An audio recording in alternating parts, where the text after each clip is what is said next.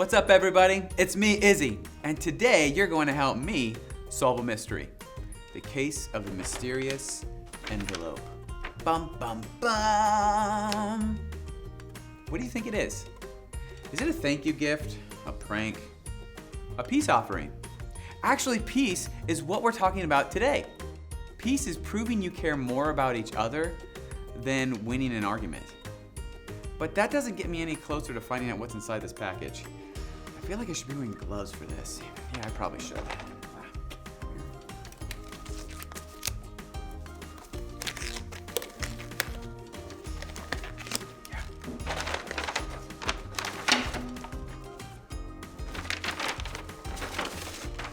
A monkey bridge?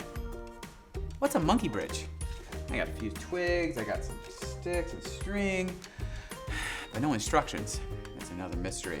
Bum, bum, bum! I mean, clearly, this is a bridge building kit. Well, maybe the sticks are the decking. I don't know how to do it. Maybe I'm supposed to weave it together.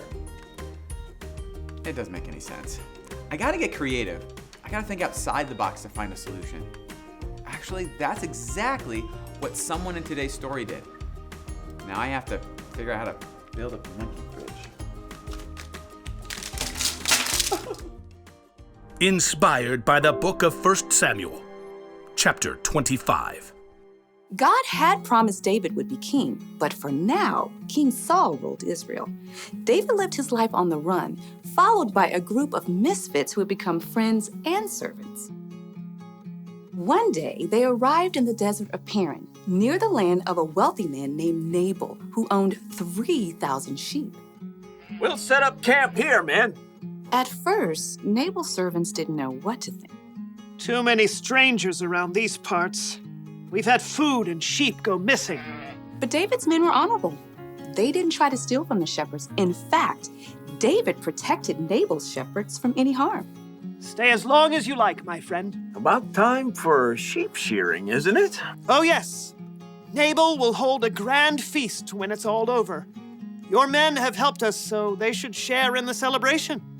David called for 10 of his men and gave them a message to send to Nabal. On it. David's messengers hurried up the mountain to Nabal's estate and were brought to stand before him. Well, what do you want? Nabal sneered down at the men while he continued to chew on a fine leg of mutton. David says, "May you live long. May things go well with you." Continue. He says, "I hear that you are clipping the wool off your sheep. When your shepherds were with us, we treated them well and protected them. Now please be kind to my men. Please give us any food you can find for us." Nabal leapt from his seat and hurled the mutton bone across the room. Who is this David? Probably a runaway servant. Why should I give bread and meat to a nobody? And his men who come from who knows where? David's men returned to camp and delivered the news. Oh, no, he didn't. Oh, yes, he did. Men, put on your swords. We'll make Nabal wish he hadn't.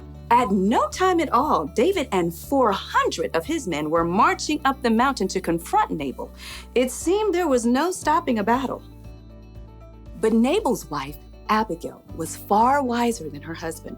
A servant told her what he had done. David sent messengers asking for food, but Nabal shouted and was rude to them.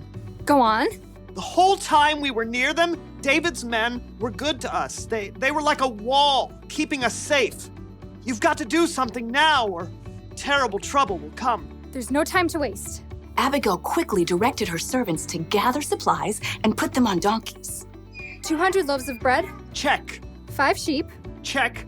1 bushel of cooked grain, Check. 100 cakes of raisins, and 200 cakes of figs. Check. And check. Well, you go on ahead. I'll follow. The donkeys, loaded with good food, started down the mountain. Abigail got on her donkey and followed. From the valley, David and his men were approaching. Everything we've done has been worthless. I watched over this fellow's property, but he's paid me back evil for good. We'll wipe him out. As David's anger grew, though, he spotted something along the path. A pack of donkeys. What's this? It looks like they're carrying something. Food for a feast, I'd say. Behind the pack of donkeys, Abigail prepared for what lay ahead. I must stop this. The moment Abigail saw David, she slid off her donkey and fell face down on the ground before his feet. Please, let me speak. Let me take the blame for Nabal's actions. Abigail raised her eyes just enough to notice David's surprised face. He nodded. Don't pay attention to Nabal. He's always doing foolish things. I'm sorry I didn't get to see your messengers, but I've brought a gift for you. Right now, the Lord has kept you from killing Nabal and his men. Let the Lord deal with your enemies. Abigail rose to her feet. David and his men listened, surprised by the strength of her message. You fight the Lord's battles, so he will give your family line a kingdom that will last. He'll make you ruler of Israel. And when he does, you won't have a heavy load on your mind about killing people with no reason. The Lord will give you success. When that happens, please remember me. Abigail took a deep breath and waited. David smiled. Give praise to the Lord. He sent you to find me. May he bless you for this. You have kept me from using my own hands to get even. David's men unloaded the food that Abigail had brought. Go home in peace. I'll do what you have asked. Abigail made her way back up the hillside to her home. She had chosen to humble herself and do the hard yet creative work of making peace. In the end, Nabal paid the high price for his foolish anger, but God blessed Abigail. The fight between Nabal and David wasn't Abigail's problem, but she didn't use that as an excuse.